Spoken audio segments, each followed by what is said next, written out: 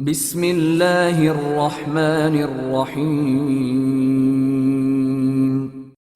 مونا Lisa Imran series, مصنف ابن صفی، دوسرا باب خونی فنکار۔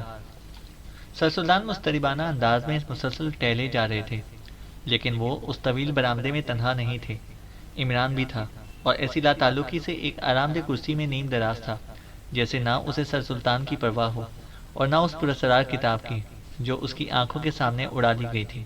سر سلطان پہلی فلائٹ سے جلال آباد پہنچے تھے، اور ان کے ساتھ ڈپٹی سیکرٹری مسعود وارث بھی آیا تھا۔ اس کی حالت اچھی نہیں تھی، بری طرح نروس تھا۔ عمران سے تھوڑے ہی فاصلے پر بیٹھا اس طرح ہاتھ مل رہا تھا جیسے پوری زندگی کے پچھتاووں نے یک بیک یلغار کر دی ہو۔ بالآخر وہ اونچی آواز میں بولا، مجھے قطعی یاد نہیں آتا کہ میں نے پیرس میں کوئی کتاب خریدی ہو۔ تو پھر یہ سب کیا تھا؟ سر سلطان نے ٹھہرتے ٹھہرتے رک کر کہا۔ ان کی پشت ڈپٹی سیکرٹری کی طرف تھی۔ میں کیا عرض کروں جناب، وارث نے کہا۔ میرا خیال ہے کہ پیرس چل کر مونا لیزا کے داماد سے مل لیا جائے، عمران نے پرمسرت لہجے میں مشورہ دیا۔ کیا مطلب؟ اس نے اپنے باپ کی لائبریری کی کہانی بھی سنائی تھی، عمران نے کہا۔ بکواس، سر سلطان برا سا منہ بنا کر بولے۔ تم نے جس فرد کا حوالہ دیا تھا وہ لاولد ہے، بلکہ اس نے سرے سے شادی ہی نہیں کی۔ یہ تو کوئی بات ہی نہ ہوئی۔ بہتیرے لوگ اپنی بہتیری باتیں منظر عام پر نہیں آنے دیتے۔ مثال کے طور پر آپ کو مونا لیزا کے میاں کا نام معلوم ہے؟ عمران نے کہا۔ بکواس مت کرو، سر سلطان بولے۔ اس دلیل کی تردید ناممکن ہے، عمران نے کہا۔ تمہارے پاس کیا ثبوت ہے کہ وہ سچ مچ مونا لیزا کی نواسی ہی تھی؟ سر سلطان نے کہا۔ تھرڈ کاپی تھی اس کی، عمران نے کہا۔ میں نے کئی ایسے ہم شکل دیکھے ہیں جن کا آپس میں کوئی رشتہ نہیں تھا، سر سلطان نے کہا۔ یہ بھی ممکن ہے، عمران بولا۔ میک اپ بھی ممکن ہے، سر سلطان بول رہے۔ میک اپ کہتا ہوں کہ ناممکن ہے، عمران نے کہا۔ کیا سہراب اب بھی بے ہوش ہے؟ سر سلطان بولے۔ جی نہیں، اب صرف آرام کر رہے، عمران نے کہا۔ اور دوسرا آدمی؟ سر سلطان نے پوچھا۔ وہ بھی تندرست ہے، البتہ وہ لڑکی فوزیہ بری طرح گھگیا رہی ہے کہ اسے چھوڑ دیا جائے۔ اس نے اعتراف کر لیا کہ سہراب نے اس سے تہہ خانے کے متعلق معلومات حاصل کی تھیں، اور یہ بھی کہا تھا کہ وہ شلی سے اس کا تعارف کرا دے، عمران نے کہا۔ لیکن سہراب اس کے بارے میں کچھ نہیں جانتا، سر سلطان نے کہا۔ جی نہیں، اور مجھے یقین ہے کہ وہ اس سلسلے میں جھوٹ نہیں بول رہا، عمران نے کہا۔ تم اس تک کس طرح پہنچے تھے؟ سر سلطان نے پوچھا۔ اسی آدمی کا تعاقب کرتا ہوا پہنچا تھا جو راتوں کو ڈپٹی سیکرٹری صاحب کے بنگلے میں کچھ تلاش کیا کرتا تھا، عمران نے کہا۔ سر سلطان کچھ کہنے والے تھے کہ ایک ملازم نے اندر آ کر عمران کو کسی فون کال کی اطلاع دی۔ اجازت ہے؟ عمران نے اٹھتے ہوئے سر سلطان سے پوچھا، اور انہوں نے مکھی اڑانے کے سے انداز میں ہاتھ ہلا دیا۔ ملازم کی رہنمائی میں فون تک پہنچا، ریسیور میز پر پڑا تھا، اور اٹھا کر کان سے لگا لیا۔ ہیلو، کون ہے؟ جولیا، دوسری طرف سے آواز آئی۔ ابھی صدیقی کی کال آئی ہے، لیکن بات پوری نہ ہو سکی۔ شاید اس پر ٹھیک اسی وقت حملہ کیا گیا ہے جب وہ فون پر کچھ کہنا چاہتا تھا، جولیا نے کہا۔ رک کر بولو، میں کچھ سمجھ نہیں سکا، عمران نے کہا۔ وہ اس لڑکی کا تعاقب کر رہا تھا جو ڈپٹی سیکرٹری کی عمارت سے نکل کر بھاگی تھی، اسی کے بارے میں رپورٹ دینا چاہتا تھا، اور شاید یہ بتانے والا تھا کہ وہ اس وقت کہاں سے بول رہا ہے کہ اچانک کسی نے اس پر حملہ کر دیا، جولیا نے بتایا۔ حملے کی اطلاع تمہیں کیسے ملی؟ کیا مجھے بالکل احمق سمجھتے ہو؟ جولیا بھنا کر بولی۔ بالکل تو نہیں سمجھتا، عمران بولا۔ میں نے اس کی کراہ سنی تھی، اور ضرب کی آواز بھی، جو غالباً اس کے سر پر لگائی گئی تھی، جولیا نے کہا۔ کتنی دیر قبل کی بات ہے؟ عمران نے پوچھا۔ شاید 5 منٹ پہلے کی، جولیا بولی۔ گویا وہ رات کے بقیہ حصے سے اب تک اس کا تعاقب کر رہا تھا۔ اس وقت رات کے 11 بجے ہیں، عمران نے کہا۔ لیکن کال مقامی تھی، طویل فاصلے کی نہیں، دوسری طرف سے آواز آئی۔ اگر قریب ہی کی بات تھی تو اتنی دیر بعد اطلاع کیوں دی؟ کیا پہلے بھی کوئی کال آئی تھی؟ عمران نے کہا۔ نہیں، رات سے اب تک پہلی کال تھی، جولیا بولی۔ صفدر اور نیمو کو مطلع کرو کہ جہاں بھی ہو وہ وہاں سے اپنے ٹھکانے پر پہنچ جائیں، عمران نے کہا۔ اب اسی عمارت کو ہیڈ کوارٹر بنانے کا ارادہ ہے، جولیا نے کہا۔ غیر ضروری باتیں نہیں، عمران نے خشک لہجے میں کہا، اور ریسیور کینڈل پر رکھ دیا۔ واپسی کے لیے موڑا ہی تھا کہ پھر گھنٹی بجی، دوبارہ ریسیور اٹھا لیا۔ ہیلو، ماؤتھ پیس میں بولا۔ یہ کس عورت سے باتیں ہو رہی تھیں؟ شلی کی آواز آئی، اور عمران طویل سانس لے کر بولا۔ تمہارا رویہ مناسب نہیں ہے۔ کیا مطلب؟ شلی نے کہا۔ دوسروں کی باتیں اس طرح نہیں سنا کرتے، عمران نے کہا۔ لہجے سے کوئی غیر ملکی معلوم ہوتی تھی، شلی بولی۔ اس بات کو بھی اپنی ذات تک ہی محدود رکھنا، عمران نے کہا۔ ضروری نہیں ہے، شلی نے کہا۔ تب پھر یہ بھی ضروری نہیں ہے کہ میں تمہارے ڈیڈی کو سارے احوال سے آگاہ نہ کر دوں؟ عمران بولا۔ اوہ، تو اب مجھے بلیک میل کرو گے؟ شلی نے کہا۔ صرف اپنے حقوق کی حفاظت کرنے کے لیے، عمران نے کہا۔ خیر خیر، ڈیڈی بہت پریشان ہیں۔ تمہارے رشتے کے خالو کا بھی یہی حال ہے، عمران نے کہا۔ اور خود تمہارا کیا حال ہے؟ خدا کا شکر ہے کہ نہ کسی کا خالو ہوں اور نہ ہی ڈیڈی، عمران بولا۔ کیا مطلب؟ مطلب پوچھنا ہے تو بالمشافہ گفتگو کرو، یہ کہہ کر عمران نے رابطہ منقطع کر دیا۔ پھر برآمدے میں واپسی ہوئی اور سر سلطان اسے سوالیہ نظروں سے دیکھنے لگے۔ میرے ایک آدمی نے پچھلی رات یہیں سے اس لڑکی کا تعاقب شروع کیا تھا، پھر کسی جگہ مار کھا گیا، عمران نے کہا۔ مار کھا گیا سے کیا مطلب ہے؟ سر سلطان بولے۔ عمران نے جولیا سے ملی ہوئی اطلاع دہرائی اور بولا، وہ یقیناً کوئی سنسان جگہ ہوگی۔ سنسان جگہ پر ٹیلی فون کہاں؟ ڈپٹی سیکرٹری نے عمران کو غور سے دیکھتے ہوئے کہا۔ یہی تو میں سوچا تھا کہ میں نے یہاں کہیں سڑکوں پر ٹیلی فون بوتھ نہیں دیکھے، عمران نے کہا۔ بعض ہوٹلوں اور ڈاکخانوں کے علاوہ اور کہیں پبلک بوتھ نہیں ہیں، ڈپٹی سیکرٹری نے کہا۔ ڈاکخانوں کو تو خارج از بحث ہی سمجھو، سر سلطان پرتشویش لہجے میں بولے۔ روز روشن میں یہ ناممکن ہے، البتہ کسی ہوٹل میں اس کا امکان ہو سکتا ہے، سر سلطان بولے۔ پھر ڈپٹی سیکرٹری نے ہوٹلوں کے نام لے کر سوچنا شروع کیا کہ کہاں کا پبلک ٹیلی فون بوتھ اس قسم کے اچانک حملوں اور ان کی پردہ پوشی کے لیے موضوع ہو سکتا ہے۔ عجیب بات ہے، وہ تھوڑی دیر بعد سر ہلا کر بولا۔ پھر وہی ہوٹل آرٹ سرکل، وہیں کا پبلک بوتھ اس حرکت کے لیے موضوع ہو سکتا ہے۔ ڈائننگ ہال سے ملحقہ راہداری میں باتھ رومز ہیں اور اسی کے سرے پر پبلک فون بوتھ ہیں، جہاں زیادہ تر وہاں سناٹا ہی رہتا ہے۔ حملہ کیا اور برابر والے باتھ روم میں گھسیٹ لیا، کسی کو کانوں کان خبر بھی نہ ہوگی۔ ہو سکتا ہے، عمران سے ہلا کر بولا۔ لیکن سوال پیدا ہوتا ہے کہ اگر وہ ہوٹل آرٹ سرکل ہی کا معاملہ تھا تو اتنی دیر کیوں لگائی اس نے اطلاع دینے میں؟ کوئی کچھ نہ بولا، عمران بھی سوچنے لگا تھا۔ سر سلطان اب بیٹھ گئے تھے۔ تھوڑی دیر بعد عمران نے کہا، فی الحال تینوں قیدی محکمے کے حوالات میں رکھے جائیں تو بہتر ہوگا، عمران نے کہا۔ میں بھی یہی سوچ رہا تھا، سر سلطان نے پرتفکر لہجے میں کہا۔ مقامی پولیس ہم تینوں کی تلاش میں ہے، عمران نے کہا۔ کیا مطلب؟ سر سلطان چونک کر بولے۔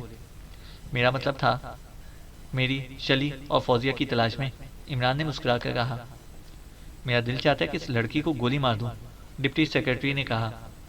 اس طرح پورا جلال آباد آپ کی گولیوں کی زرد میں آ جائے گا، عمران بولا۔ کون تھا جسے مونا لیزا کی نوازی کو دیکھ لینے کی تمنا نہ رہی ہو، عمران نے کہا۔ میں سہراب سے دو باتیں کرنا چاہتا ہوں، ڈپٹی سیکرٹری بولا۔ فضول ہے، یہ معاملہ ذاتی نوعیت کا نہیں ہے، اسے محض اس کتاب کے حصول کے لیے وہ حرکت کی تھی۔ شلی صاحبہ سے اس کی جان پہچان پہلے نہیں تھی، عمران نے کہا۔ اسے غنیمت سمجھو کہ عمران بروقت اس کی اسکیم سے آگاہ ہو گیا تھا، سر سلطان نے کہا۔ میں دل کے دباؤ میں مبتلا ہو گیا ہوں جناب، میری طبیعت ٹھیک نہیں ہے، ڈپٹی سیکرٹری بولا۔ آپ آرام کیجیے، ان سبوں کو محکماتی حوالات میں رکھنے کی تجویز میں نے اس لیے پیش کی تھی کہ بات آگے نہ بڑھ سکے، عمران نے کہا۔ میں آپ کا شکر گزار ہوں، ڈپٹی سیکرٹری گلوگیر آواز میں بولا۔ بس جاؤ آرام کرو، سر سلطان نے ہاتھ اٹھا کر کہا۔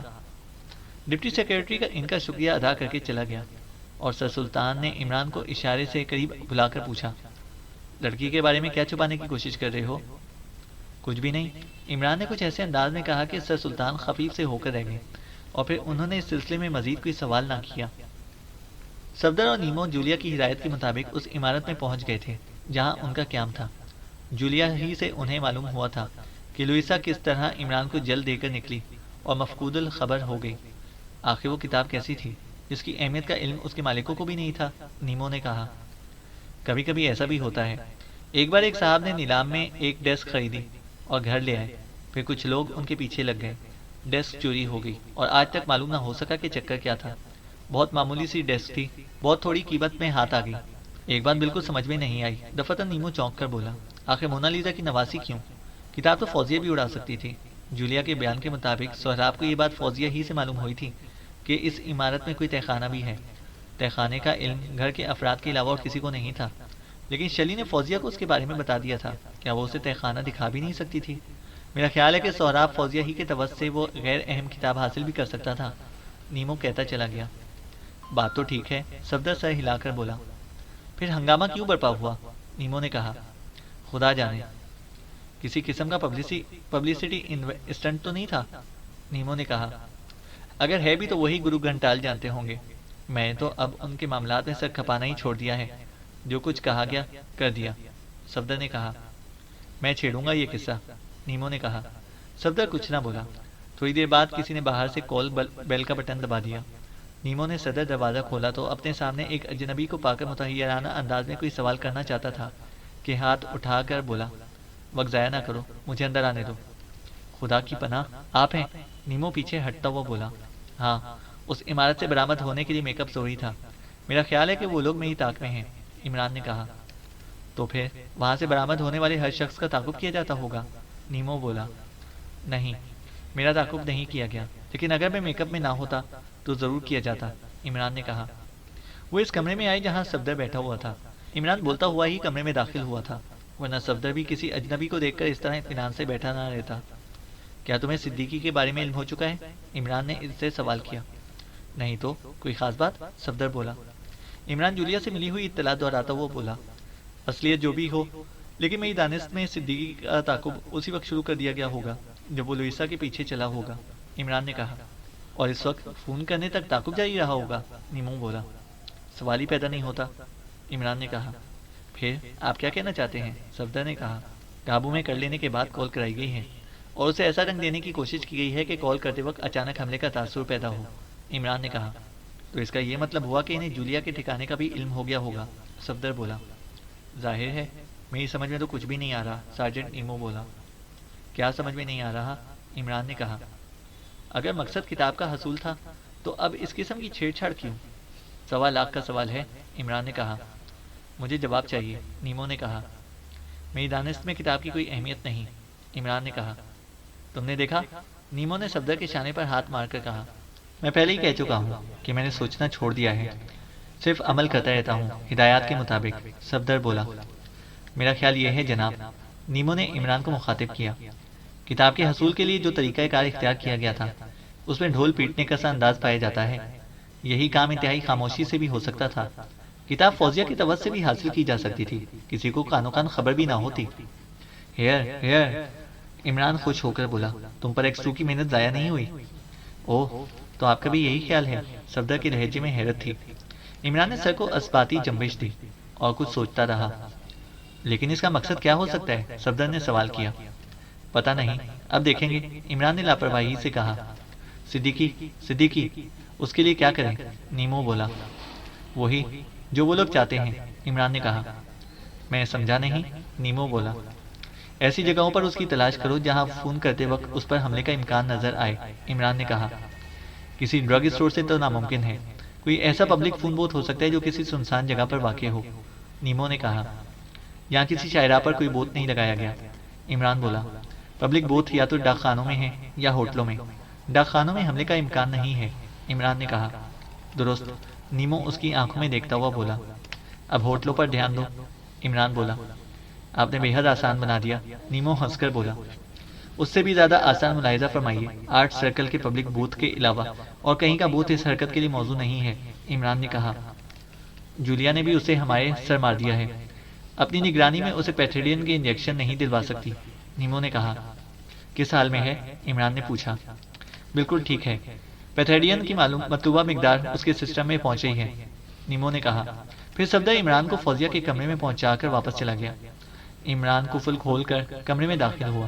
سامنے ہی فوزیہ ایک آرام دہ کرسی پر نیم دراز نظر آئی، اس کے ہاتھوں میں ایک کتاب تھی۔ عمران کو دیکھ کر سیدھی ہو بیٹھی۔ عمران دروازے کے قریب ہی رک کر اسے قہر آلود نظروں سے گھورتا رہا، لیکن اس نے محسوس کیا کہ اس کے رویے سے وہ ذرا برابر بھی متاثر نہیں ہوئی۔ کیا تم پوری طرح ہوش میں ہو؟ عمران آواز بدل کر گڑایا۔ میک اپ میں تو وہ تھا ہی۔ بھاگ جاؤ، وہ ہاتھ ہلا کر بولی۔ میں علی عمران کے علاوہ اور کسی سے بات نہیں کروں گی، فوزیہ نے کہا۔ میں تمہیں یہ اطلاع دینے آیا تھا کہ تمہارے گھر والے بہت پریشان ہیں، عمران نے کہا۔ جہنم میں جائیں، فوزیہ بولی۔ افسوس کہ تمہارا یہ مشورہ ان تک نہ پہنچ سکے گا، عمران نے کہا۔ جاؤ، میں نے ایک بار کہہ دیا کہ علی عمران کے علاوہ اور کسی سے بات نہیں کروں گی، بھات بھات کی شکلیں پیش کرنے سے کوئی فائدہ نہیں، فوزیہ نے کہا۔ اچھی بات ہے، تو وہی آ جائے گا، عمران نے کہا اور مڑ کر دروازہ کھولنے لگا۔ فوزیہ یکلخت اپنی جگہ سے اچھلی اور اس کی گردن پر کراٹے کا ہاتھ رسید کرنے کی کوشش کی، لیکن ہاتھ دروازے پر پڑا، کیونکہ عمران بڑی پھرتی سے ایک طرف ہٹ گیا تھا اور وہ دوسرے ہاتھ میں چوٹ کھایا ہوا ہاتھ دبائے فرش پر بیٹھی تھی۔ بہت چالاک بننے کی کوشش اسی طرح ڈبوتی ہے، عمران نے مزاح کا اڑانے کے سے انداز میں کہا۔ وہ چپ چاپ اٹھی اور پھر کرسی پر جا بیٹھی۔ ایک بار پھر سن لو، عمران ہاتھ اٹھا کر بولا، تم اس وقت تک یہاں سے نہیں نکل سکتی جب تک ہم نہ چاہیں۔ مجھے افسوس ہے، اب ایسا نہیں ہوگا، وہ آہستہ سے بولی۔ تم لوگ بہت اچھے ہو۔ عمران نے کمرے سے نکل کر دروازہ مقفل کیا اور دوسرے کمرے میں آ کر میک اپ صاف کرنے لگا۔ تھوڑی دیر بعد وہ پھر فوزیہ کے کمرے میں داخل ہوا۔ وہ اسے دیکھتی رہی اور وہ خود رو دینے سے کسی شکل بنائے کھڑا رہا۔ یہ سب کچھ تمہارا ہی کیا دھرا ہے، وہ غصیلے لہجے میں بولی۔ یہ کرنا دھرنا میرے فرائض میں شامل ہے، اس لیے مجبوری ہے، عمران نے کہا۔ لیکن اب میں کیا کروں؟ تمہارے گھر والے بہت پریشان ہیں، عمران نے کہا۔ انہیں جہنم میں جھونکو، صرف میری بات کرو، فوزیہ بولی۔ گھر والوں سے اظہار بیزاری کے دوسرے طریقے بھی تھے۔ تم نے ان غیر ملکی جاسوسوں کا کھلونا بن کر اچھا نہیں کیا، عمران نے کہا۔ غیر ملکی جاسوسوں؟ فوزیہ کے لہجے میں حیرت تھی۔ ہاں، غیر ملکی جاسوسوں۔ سہراب بہت عرصے سے زیر نگرانی ہے، عمران نے کہا۔ تو تم حقیقتاً سرکاری آدمی ہو، عمران نے کہا۔ یہی سمجھ لو۔ پھر میرا کیا حشر ہونے والا ہے؟ فوزیہ نے کہا۔ وعدہ معاف گواہ بن جاؤ، سب ٹھیک ہو جائے گا، عمران نے کہا۔ مگر میں اب زندہ رہ کر کیا کروں گی؟ فوزیہ نے کہا۔ یہ بھی سوچنے کی بات ہے، عمران سر ہلا کر بولا۔ اس بھری پوری دنیا میں صرف ایک شخص کو میری پرواہ تھی، وہ بھی نہ رہا، تو اب میں زندہ رہ کر کیا کروں گی؟ فوزیہ نے کہا۔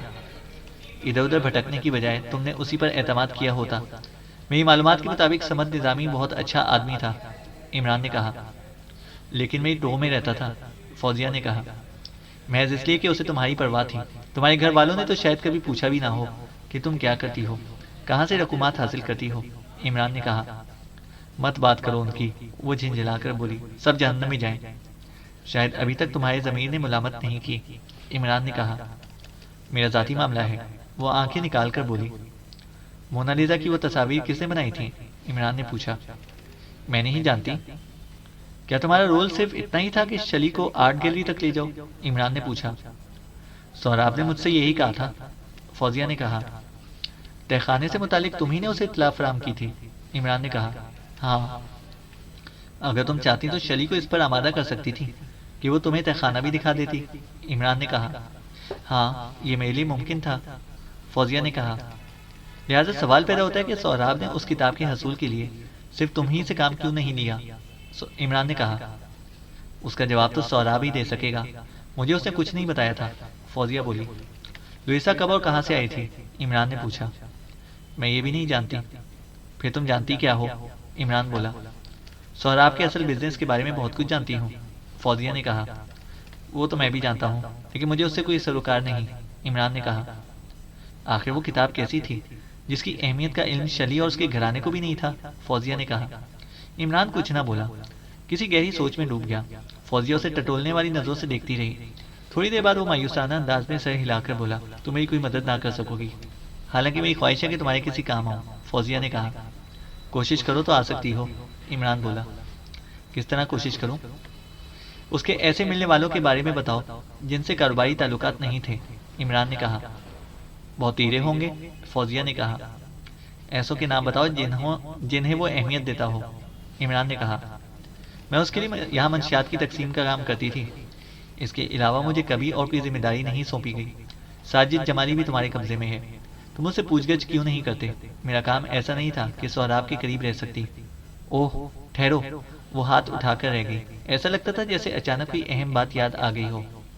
عمران مستفسرانہ نظروں سے اسے دیکھتا رہا۔ وہ تھوڑی دیر بعد بولی، تم نے پوچھا تھا کہ مونا لیزا کی تصاویر کس نے بنائی ہوں گی؟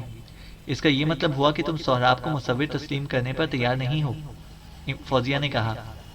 عمران سر کو منفی جنبش دیتا ہوا بولا، اس معاملے میں شاید تم بھی میری ہی ہم خیال ہو۔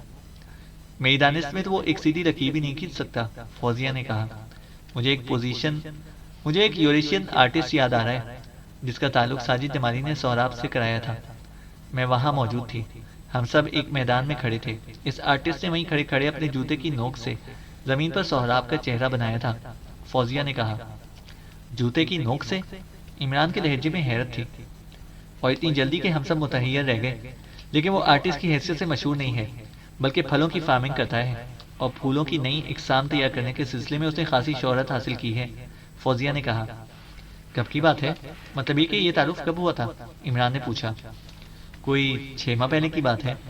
میرا خیال ہے کہ تم ساجد جمالی سے اس کے بارے میں مزید معلومات حاصل کر سکو گے، فوزیہ نے کہا۔ تو وہ بھی یہیں رہتا ہے؟ عمران نے پوچھا۔ ہاں، یہیں کے مضافات میں ایک جگہ ہے، کرناک، وہاں زیادہ تر اسی کے باغات ہیں، وہیں رہتا بھی ہے، فوزیہ نے کہا۔ اس کا نام نہیں بتایا تم نے؟ عمران نے پوچھا۔ جے وی کہلاتا ہے، پتہ نہیں یہ نام ہے یا عرفیت، فوزیہ بولی۔ اچھا اچھا، عمران بولا۔ اور یقین کرو میں قطعی نہیں جانتی کہ یہ سب کیا تھا، میرا تعلق صرف منشیات کی تقسیم سے تھا، اور شلی کے سلسلے میں مجھے صرف اس لیے استعمال کیا گیا تھا کہ وہ میری کلاس فیلو تھی، فوزیہ نے کہا۔ مجھے یقین ہے، عمران بولا۔ جولیا اس عمارت میں تنہا تھی اور محسوس کر رہی تھی کہ خطرات میں گھیری ہوئی ہے۔ اسے یقین تھا کہ کچھ نامعلوم افراد عمارت کی نگرانی کر رہے ہیں، لیکن بہرحال اس طرف سے تو اطمینان ہو گیا تھا کہ دونوں قیدی وہاں سے لے جائے جا چکے ہیں، ورنہ مزید دشواریوں میں پڑنے کا خدشہ رہتا تھا۔ دفتن فون کی گھنٹی بجی اور سناٹے میں ایسا لگا جیسے تنہائی چیخ اٹھی ہو۔ اس نے ریسیور اٹھایا۔ دوسری طرف سے عمران کی آواز آئی، تم نروس تو نہیں ہو؟ تو گویا تمہیں علم ہے، جولیا بھنا کر بولی۔ لا علمی کا تو سوال ہی پیدا نہیں ہوتا، عمران نے کہا۔ اب مجھے کیا کرنا ہے؟ جولیا بولی۔ آرام سے بیٹھی رہو، عمران بولا۔ تم کہاں ہو؟ ایک ڈرگ اسٹور میں، عمران نے کہا۔ بیٹھے بیٹھے تھک گئی ہوں، آسمان دیکھنا چاہتی ہوں، جولیا بولی۔ اچھی بات ہے، گھڑی دیکھو اور ٹھیک 15 منٹ بعد گھر سے باہر نکل آؤ۔ گیراج میں ایک گاڑی موجود ہے، اسے نکالو اور ہوٹل آرٹ سرکل کی طرف روانہ ہو جاؤ، عمران نے کہا۔ یوں ہی خواہ مخواہ؟ پوری بات سنو۔ ہوٹل میں پہنچ کر کاؤنٹر کلرک سے کسی مسٹر براؤن کے بارے میں پوچھ گچھ کرنا، جو ہوٹل میں ہی مقیم ہے۔ تمہیں اس سے معلوم کرنا ہے کہ وہ کس کمرے میں مقیم ہے، عمران نے کہا۔ اس کے بعد؟ جولیا نے پوچھا۔ اس کے بعد جو کچھ بھی ہوگا تم خود دیکھ لو گی، عمران بولا۔ مقصد معلوم کیے بغیر تمہارے کسی مشورے پر عمل نہیں کروں گی، جولیا نے کہا۔ تو پھر اس مشورے پر عمل کرو جو پہلے دیا گیا تھا، یعنی آرام سے بیٹھی رہو، عمران نے کہا۔ صدیقی کے لیے کیا کر رہے ہو؟ جولیا نے پوچھا۔ وقت ضائع نہ کرو، عمران بولا۔ اگر کسی مسٹر براؤن کا سراغ مل گیا تو پھر کیا کرنا ہوگا؟ جولیا نے پوچھا۔ اس کے کمرے تک جاؤ گی، عمران بولا۔ اور جو لوگ یہاں اس عمارت کی نگرانی کر رہے ہیں میرا تعاقب کریں گے، جولیا نے کہا۔ ظاہر ہے، اور پھر میرا بھی وہی حشر ہوگا جو صدیقی کا ہو چکا ہے، جولیا بولی۔ اس کا بھی امکان ہے، عمران بولا۔ یعنی دیدہ و دانستہ کنویں میں چھلانگ لگا دوں، جولیا نے کہا۔ صدیقی ہی کی طرح تم بھی ان کی نظروں میں آ چکی ہو، لہٰذا وہ بہرحال تمہاری نگرانی کرتے رہیں گے، لیکن میں اس قصے کو جلد ختم کرنا چاہتا ہوں، عمران نے کہا۔ کیا مجھے اس مسٹر براؤن سے ملنا پڑے گا؟ جولیا نے کہا۔ اگر کوئی ہوا تو، عمران بولا۔ کیا مطلب؟ مقصد معلوم کیے بغیر تم جان نہیں چھوڑو گی، عمران کی آواز آئی۔ خیر سنو، وہ ہمیں باور کرانے کی کوشش کر رہے ہیں کہ صدیقی پر ہونے والا حملہ اسی ہوٹل میں ہوا ہے، لہٰذا اب دیکھنا یہ ہے کہ اس کا مقصد کیا ہے، عمران نے کہا۔ یعنی وہ ایسا کیوں باور کرانا چاہتے ہیں؟ ہاں، یہی بات ہے۔ شاید تمہارا دماغ چل گیا ہے، جولیا بولی۔ وہ تو چلتا ہی رہتا ہے، کوئی نئی بات نہیں ہے، عمران نے کہا۔ کتاب کا قصہ ختم ہو چکا ہے، کیا تم سمجھتے ہو کہ اسے دوبارہ حاصل کر سکو گے؟ جولیا نے پوچھا۔ اگر اس کی بازیابی ہی مقصد ہے تو پھر واقعی میرا دماغ چل گیا ہوگا، عمران نے کہا۔ کیا مطلب؟ وقت ضائع نہ کرو، جو کہا گیا ہے وہ کرو، ورنہ چیف سختی سے جواب طلب کرے گا، عمران نے کہا۔ آہا، تم بھی اسے چیف کہنے لگے ہو، جولیا بولی۔ جولیا، عمران کا لہجہ سخت تھا، ساتھ ہی اس نے رابطہ منقطع ہونے کی آواز بھی سنی اور دانت پیس کر ریسیور کریڈل پر رکھ دیا۔ دونوں کرہن لباس تبدیل کیا اور باہر نکل کر گیراج سے گاڑی نکالی۔ پھر تھوڑی ہی دیر بعد اندازہ ہو گیا کہ اس کا تعاقب کیا جا رہا ہے۔ وہ سوچ رہی تھی کہ عمران کی تجویز حقیقتاً احمقانہ بھی ہو سکتی ہے۔ ہوٹل میں کسی ایسے مسٹر براؤن کے بارے میں پوچھ گچھ کرنی تھی جس کا سرے سے کوئی وجود ہی نہیں تھا۔ ہوٹل آرٹ سرکل کے قریب پہنچ کر اس نے ایسی جگہ گاڑی پارک کی جہاں سے اسے سڑک پر نکال لانے میں تو کوئی دشواری پیش نہ آتی۔ تعاقب کرنے والی گاڑی آگے بڑھتی چلی گئی اور کمپاؤنڈ کے پھاٹک کے قریب جولیا نے اسے رکتے دیکھا۔ دو آدمی اس پر سے اترے، دونوں دیسی ہی تھے۔ جولیا پھاٹک کی طرف بڑھتی رہی، بظاہر وہ دونوں اس سے لاتعلق نظر آ رہے تھے۔ جولیا لاپرواہی سے چلتی ہوئی ڈائننگ ہال تک آئی۔ اس نے سوچا پہلے ایک کپ کافی کا ہو جائے، پھر پوچھ گچھ بھی ہوتی رہے گی، اور یہ بھی تو دیکھنا تھا کہ تعاقب کرنے والے بھی ڈائننگ ہال میں داخل ہوتے ہیں یا نہیں۔ اس نے ایک ایسی میز منتخب کی جہاں سے صدر دروازے پر نظر رکھ سکتی تھی۔ ویٹر کو آرڈر دے کر وینٹی بیگ میں پڑے ہوئے اشاریہ 2.5 کے پستول کو ٹٹولنے لگی۔ ساتھ ہی سوچ رہی تھی کہ عمران اس کی طرف سے غافل تو نہ ہوگا، اس کے آدمیوں میں سے بھی شاید کوئی آس پاس ہی موجود ہو، دیکھا جائے گا۔ ویٹر کافی لے آیا۔ سنو، جولیا ہاتھ اٹھا کر بولی، کیا تم انگلش سمجھ سکتے ہو؟ ہاں محترمہ، فرمائیے، ویٹر نے ادب سے کہا۔ اگر میں یہاں ٹھہرے ہوئے کسی آدمی کے بارے میں کچھ جاننا چاہوں تو مجھے اس کے لیے کیا کرنا ہوگا؟ اسسٹنٹ مینیجر اس سلسلے میں کچھ کر سکے گا؟ کام کرنے والوں کا رجسٹر اسی کی تحویل میں رہتا ہے۔ بیرا بولا۔ کیا تم میرے لیے کام نہیں کر سکتے؟ جولیا نے کہا۔ ڈیوٹی کے اوقات میں میرے لیے ممکن نہ ہوگا، ویٹر نے کہا۔ میں دراصل یہ معلوم کرنا چاہتی ہوں کہ مسٹر براؤن کس کمرے میں مقیم ہیں، جولیا نے کہا۔ آپ براہ راست دیکھ کر معلوم کر سکتی ہیں، اسسٹنٹ مینیجر کا دفتر تیسری منزل پر ہے، ویٹر بولا۔ اچھا خیر، میں ہی دیکھ لوں گی، وہ طویل سانس لے کر رہ گئی۔ ویٹر چلا گیا۔ ابھی تک دونوں تعاقب کرنے والے ڈائننگ ہال میں نہیں آئے تھے۔ وہ کافی پیتی اور سوچتی رہی کہ اس ویٹر ہی سے براؤن کے بارے میں پوچھ گچھ کر لینا کافی نہ ہوگا۔ عمران کی گفتگو سے اس نے یہی اندازہ لگایا تھا کہ کسی مسٹر براؤن کا وجود نہیں ہے اور یہ سب کچھ محض دکھاوے کے لیے کرنا ہوگا تاکہ تعاقب کرنے والوں کے علم میں آ جائے کہ وہ ہوٹل میں پوچھ گچھ کر رہی ہے۔ ابھی اس نے کافی ختم نہیں کی تھی کہ ویٹر اسی کی طرف آتا دکھائی دیا اور قریب پہنچ کر آہستہ سے بولا، اتفاق سے اسسٹنٹ مینیجر ادھر ہی آ گیا تھا۔ میں نے آپ کے حوالے سے مسٹر براؤن کے بارے میں پوچھا، اب وہ خود ہی آپ کو بتا دے گا، رجسٹر دیکھنے اپنے آفس گیا ہے، ویٹر نے کہا۔ بہت بہت شکریہ، جولیا جلدی سے بولی۔ فوری طور پر اسے کسی خطرے کا احساس ہوا تھا، یہی کہنا چاہیے کہ چھٹی حص بیدار ہو گئی تھی۔ ویٹر چلا گیا۔ اسے صدر دروازے کی طرف نظر دوڑائی۔ ان دونوں کا ابھی تک پتہ نہ تھا۔ اس نے سوچا کہ شاید وہ محض اتفاق تھا، ان دونوں نے اس کا تعاقب نہ کیا ہوگا، ہو سکتا ہے سرے سے غیر متعلق آدمی ہو۔ کافی ختم کر کے ویٹر کو اشارے سے بلانے ہی والی تھی کہ ایک خوش پوش آدمی اسے اپنی جانب آتا دکھائی دیا۔ مجھے آپ کا پیغام مل گیا تھا، قریب پہنچ کر اس نے کہا۔ میں اسسٹنٹ مینیجر ہوں، مسٹر براؤن کمرہ نمبر 97 میں مقیم ہے، لیکن اس وقت موجود نہیں ہے۔ کمرے کی کنجی مجھے اس ہدایت کے ساتھ دے گئے تھے کہ اگر کوئی خاتون ان کے بارے میں پوچھیں تو کمرے کی کنجی انہیں دے دی جائے۔ اس نے ایک کنجی جولیا کے سامنے میز پر ڈال دی۔ لیکن میں کنجی کا کیا کروں؟ جولیا نے کہا۔ یہ تو میں نہیں بتا سکوں گا، اسے پرتشویش لہجے میں کہا، لیکن کرائن سے یہی معلوم ہوتا ہے کہ اس کا مقصد اس کے علاوہ اور کچھ نہیں ہو سکتا کہ آپ ان کے کمرے میں بیٹھ کر ان کی واپسی کا انتظار کریں، اسسٹنٹ مینیجر بولا۔ جولیا کچھ نہ بولی۔ اسسٹنٹ مینیجر اسے متحیہ چھوڑ کر چلا گیا۔ اب جولیا کی سمجھ میں نہیں آ رہا تھا کہ اسے کیا کرنا چاہیے۔ عمران پر بڑی شدت سے غصہ آیا۔ اگر بات کی مزید وضاحت کر دی ہوتی تو وہ اس دشواری میں کیوں کر پڑتی؟ وہ مردود تو کمرے کی کنجی تک پھینک گیا۔ ویٹر کو بلا کر بل طلب کیا اور پھر اسی سوچ میں پڑ گئی۔ کمرے میں جانا تو عقلمندی نہ ہوگی، پھر کیا کیا جائے؟ کیا یہیں بیٹھی رہے؟ لیکن یہ بھی مناسب نہ ہوگا، جبکہ وہ کمرے کی کنجی ہی حوالے کر گیا ہے۔ اب تو ایسی صورت میں یہاں سے نکل جانا بھی آسان نہ ہوگا۔ بل کی رقم ادا کر کے وہ اٹھی اور ڈائننگ ہال سے نکل کر لفٹ کی طرف چل پڑی۔ اب تو دیکھا جائے گا، وہ سوچنے لگی۔ کمرہ نمبر 97 ضرور کھولے گی، خواہ کچھ بھی ہو جائے۔ آخر یہ عمران خود کو سمجھتا کیا ہے؟ عمران پر غصہ آ گیا۔ لفٹ کے ذریعے تیسری منزل پر پہنچی اور کمرہ نمبر 97 کے سامنے جا رکی۔ وینٹی بیگ کاندھے پر لٹکایا اور اسے کھول کر بایاں ہاتھ اس میں ڈال دیا۔ پستول اس کی گرفت میں تھا اور ضرورت پڑنے پر وہ وینٹی بیگ کے اندر سے ہی فائر کر سکتی تھی۔ داہنے ہاتھ سے کنجی قفل میں لگائی، دروازہ کھولا، پھر اسے ایسا محسوس ہوا جیسے پیر فرش سے چپک گئے ہوں۔ سامنے بستر پر کوئی لیٹا ہوا تھا۔ غور سے دیکھا تو اس کے ہاتھ پیر بندھے ہوئے تھے اور منہ پر ٹیپ چپکا ہوا تھا۔ اس کے باوجود بھی اسے پہچان لینے میں دشواری نہ ہوئی۔ یہ لیفٹیننٹ صدیقی تھا اور پھٹی پھٹی آنکھوں سے اسے دیکھے جا رہا تھا۔ جولیا نے دروازہ بند کر کے پستول وینٹی بیگ سے نکال لیا اور متجسس نگاہوں سے چاروں طرف دیکھنے لگی۔ صدیقی سر ہلانے لگا۔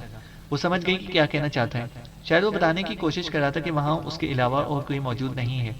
اس کے باوجود بھی جولیا نے باتھ روم کو دیکھا اور دوسرے کمرے میں بھی جھانک گئی۔ پھر اس نے آگے بڑھ کر صدیقی کے منہ پر سے چپکا ہوا ٹیپ اتار دیا اور صدیقی نے جلدی سے کہا، دیر نہ کرو، میرے ہاتھ پیر کھول دو۔ سب کچھ غیر متوقع طور پر ہو رہا ہے، جولیا بڑبڑائی۔ پھر اس نے صدیقی کے ہاتھ پیر کھولے اور وہ اٹھتا ہوا بولا، بس اب نکل چلو یہاں سے۔ کیوں نہ فون کر کے اسسٹنٹ مینیجر کو طلب کروں؟ جولیا تذبذب کے ساتھ بولی۔ میں کیا؟ لیکن ٹھہرو، تم یہاں تک کیسے پہنچی؟ صدیقی نے پوچھا۔ لمبی کہانی ہے، خیر چلو، میری دانش میں یہ مناسب ہوگا کہ چپ چاپ نکل چلیں، جولیا نے کہا۔ پستول مجھے دے دو، صدیقی نے کہا۔ چلو چلو، یہاں وہ الجھنے کی کوشش نہیں کریں گے۔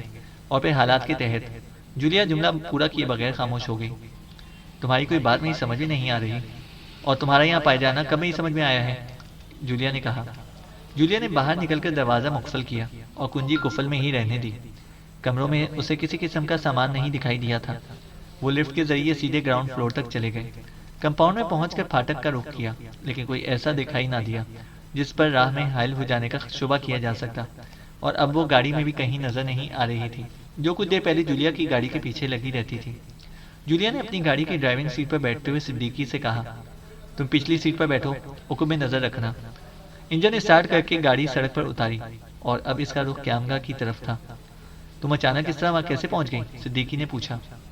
فی الحال اس پر نظر رکھو کہ تعاقب تو نہیں کیا جا رہا، گھر چل کر باتیں ہوں گی، جولیا نے کہا، اور خاصی تیز رفتاری سے گاڑی چلاتی رہی۔ بالآخر اپنے ٹھکانے پر بھی پہنچ گئی، اور صدیقی نے کہا، میں بہت بھوکا ہوں، سیدھے کچن میں چلو، وہیں باتیں کریں گے۔ جولیا نے کہا، میں ابھی تک اس چکر میں ہوں کہ آخر میرے ساتھ ہوا کیا؟ صدیقی بولا، کچھ بتاؤ تو، اس پر رائے زنی بھی ہو سکے۔ جولیا نے کہا، وہ سفید فام لڑکی قریباً 3:30 بجے صبح ڈپٹی سیکرٹری کی محل نما عمارت سے نکل کر بھاگی تھی۔ فرار کے لیے وہی گاڑی استعمال کی گئی تھی جس پر سہراب اسے وہاں لے کر گیا تھا۔ میں نے تعاقب شروع کیا، احتیاطاً اپنی گاڑی کی لائٹیں نہیں جلائی تھیں۔ کچھ دور چلنے کے بعد اچانک کسی گاڑی کی روشنی میری گاڑی پر پڑی جو عقب سے آ رہی تھی، پتہ نہیں کدھر سے برآمد ہوئی تھی۔ قریب آ کر رکی، اور قبل اس کے کہ میں سنبھلتا، کوئی بے حد ٹھنڈی اور سیال شے میرے چہرے سے ٹکرائی، اور پھر مجھے ہوش نہیں رہا کہ کیا ہوا۔ دوبارہ آنکھ اسی بستر پر کھلی جس پر تم نے مجھے بندھا ہوا پایا تھا، لیکن اس وقت میرے ہاتھ پیر بندھے ہوئے نہیں تھے۔ بہرحال ہوش آتے ہی مجھے یاد آیا کہ مجھ پر کیا گزری تھی۔ سامنے فون رکھا ہوا دکھائی دیا، جھپٹ کر ریسیور اٹھایا اور تمہارے نمبر ڈائل کرنے لگا۔ بس غلطی یہ ہو گئی کہ فوراً یہ قدم اٹھا بیٹھا، حالانکہ ہونا ہی چاہیے تھا کہ پہلے سچویشن کو سمجھنے کی کوشش کرتا، گرد و پیش کا جائزہ لیتا، ہر طرف سے مطمئن ہو جانے کے بعد ہی فون کرنا چاہیے تھا۔ ہاں، تو شاید میں اپنی بات بھی مکمل نہیں کر سکا تھا کہ کسی نے عقب سے گردن پر ضرب لگائی، اور میں ایک بار پھر ڈھیر ہو گیا، اور پھر جو آنکھ کھلی تو ہاتھ پیر جکڑے ہوئے تھے۔ سمجھ میں نہیں آتا کہ پہلے ہی انہوں نے احتیاط سے کام کیوں نہیں لیا تھا، یا میرے ہاتھ پیر باندھ دیتے یا فون وہاں سے ہٹا دیتے۔ صدیقی کہتا چلا گیا، کوئی الجھن کی بات نہیں ہے۔ جولیا فرائنگ پین میں انڈا توڑتی ہوئی بولی، اب تمہیں یہ الجھن بھی رفع ہو گئی ہے، معاملہ بالکل صاف ہے۔ پتہ نہیں تم کیا کہہ رہی ہو، صدیقی بولا۔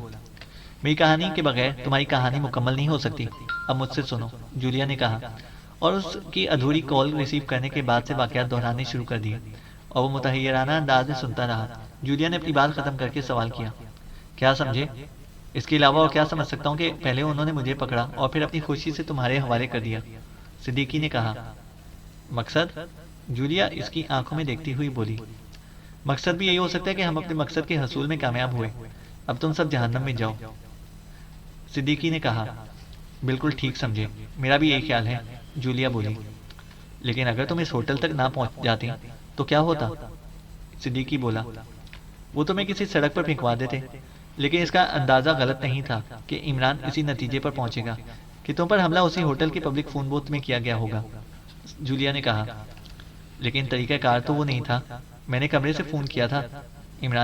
صدیقی نے کہا، کبھی کبھی غلط انداز فکر بھی صحیح راستے پر ڈال دیتا ہے، عمران کے ساتھ بھی یہی ہوا تھا۔ جولیا نے کہا، تو اس کا مطلب یہ کہ ڈراپ سین ہو گیا؟ صدیقی بولا، بالکل، انہیں وہ کتاب حاصل کرنی تھی، اور تمہیں چکر دینے کا مقصد صرف یہ ہے کہ ہم احساس بے بسی میں مبتلا ہو کر خاموشی اختیار کر لیں۔ جولیا نے کہا، تم کہتی ہو کہ براؤن ایک فرضی نام تھا؟ صدیقی بولا، عمران نے یہی کہا تھا، وہ صرف یہ چاہتا تھا کہ میں اس ہوٹل میں جاؤں اور دوسروں کو اپنے وجود کا احساس دلانے کے لیے براؤن کے بارے میں پوچھ گچھ کروں۔ میں نہیں جانتی کہ وہ خود اس کے ذہن میں کیا تھا، پوری بات کبھی نہیں بتاتا۔ جولیا بولی، وہ انڈے فرائی کر چکنے کے بعد سینڈوچ بنانے لگی تھی اور کافی کے لیے پانی ہیٹر پر رکھ دیا تھا۔ اتنے میں فون کی گھنٹی بجی اور وہ سینڈوچوں کی پلیٹ صدیقی کے سامنے رکھتی ہوئی کچن سے نکل کر سٹنگ روم میں آئی۔ گھنٹی بدستور بج رہی تھی۔ ریسیور اٹھایا، دوسری طرف سے عمران کی آواز آئی تھی، کہو کیسی رہی؟ جب بھی ہاتھ آئے نا تو تمہاری خیر نہیں، جولیا نے غصیلی آواز میں کہا۔ ہاتھ آؤں یا نہ آؤں میری خیر کم ہی رہتی ہے، عمران بولا۔ تم نے مسٹر براؤن کے بارے میں جھوٹ کیوں بولا تھا؟ جولیا نے پوچھا۔ کیسا جھوٹ؟ عمران نے کہا، تم نے کہا تھا مسٹر براؤن ایک فرضی نام ہے، لیکن وہاں تو اس نام کا ایک آدمی مقیم ہے۔ جولیا نے کہا، اچھا تو پھر؟ عمران بولا۔ جولیا صدیقی کی کہانی دہرانے لگی، لیکن اس کے لہجے میں غصیلا پن بدستور برقرار رہا۔ خیر خیر، عمران کی آواز آئی، یہی غنیمت ہے کہ صدیقی کسی ٹوٹ پھوٹ کے بغیر ہاتھ آ گیا، لیکن میرا کام نہیں بن سکا۔ عمران نے کہا کیسا کام؟ جولیا بولی وہ دونوں جو تمہارا تعاقب کر رہے تھے صفدر کو ڈاج دے کر نکل گئے، ان کے ٹھکانے کا پتہ نہیں چل سکا۔ عمران نے کہا بس تو پھر کھیل ختم ہو چکا۔ جولیا بولی بظاہر ایسا ہی معلوم ہوتا ہے۔ عمران نے کہا کیا مطلب؟ میری دانش میں کھیل ختم نہیں ہوا بلکہ اصل کھیل اب شروع ہوگا۔ عمران نے کہا جھک مارتے پھرو۔ جولیا بھنا کر بولی چینل کو سبسکرائب کریں اور بیل آئیکن کو پریس کریں تاکہ ہماری ہر اپڈیٹ آپ کو بر وقت مل سکے۔